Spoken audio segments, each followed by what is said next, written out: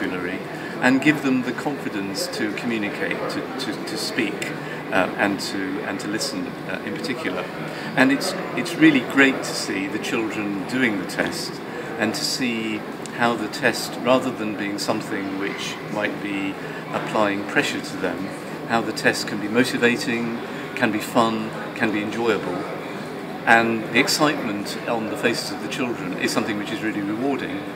And also the excitement that their parents demonstrate when they get the results of the test and they see their children, or maybe it's the grandparents seeing their grandkids with a Cambridge certificate, which demonstrates that the children are making progress, that the teaching is high quality, and we hope will motivate those learners to greater success in the future of their studies.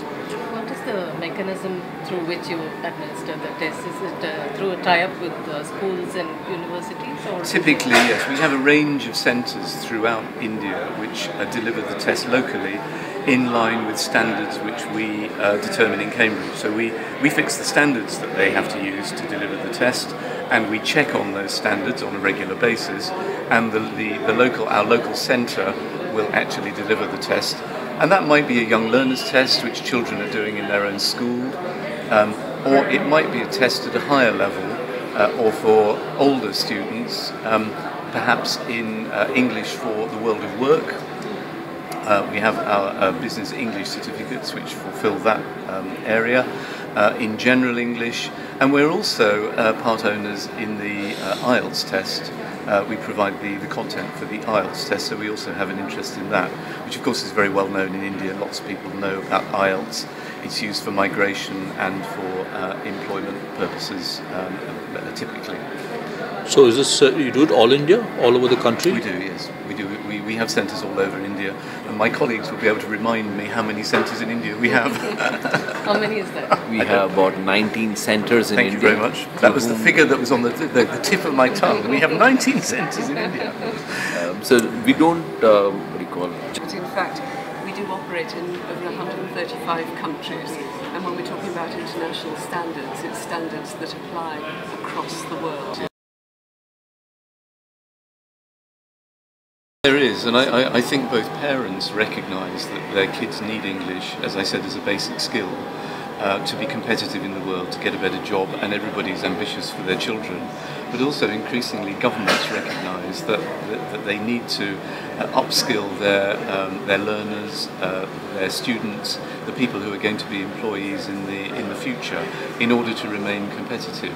And one of the things which has been observed is that typically Indian students have very, very good technical skills, but they don't necessarily come out of college with the right level of English that they're going to need in order for India to be as competitive as it can be in the international marketplace.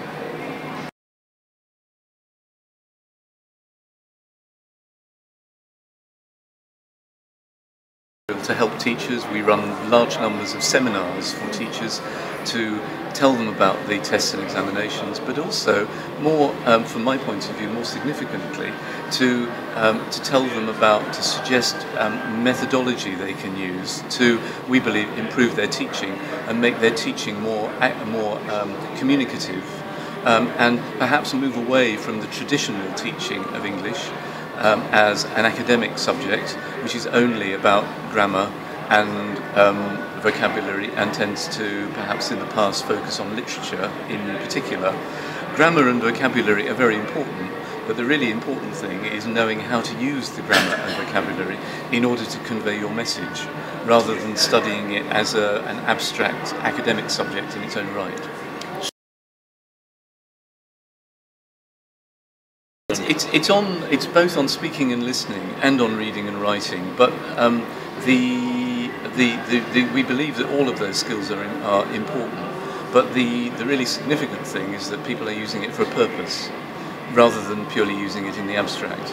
And very often, as I understand it, in the past, what has been observed is that if students in India have particular strengths, it's especially in reading and writing. Is that a reasonable point? That's historical because of the purpose for which English was learned, and it was very often learned in the civil service for support for bosses, for example. You needed to be able to read large tracts of material and then synthesize that and produce something that your boss could then deliver. But what's changed in recent times, of course, is the communicative elements of reading and speaking and listening, and how important they are, and especially with technology having changed as it has, these have become so much more important, but they haven't become exclusively important. All four skills are important because depending on the job that you're doing, any one of those combinations of those skills will be necessary.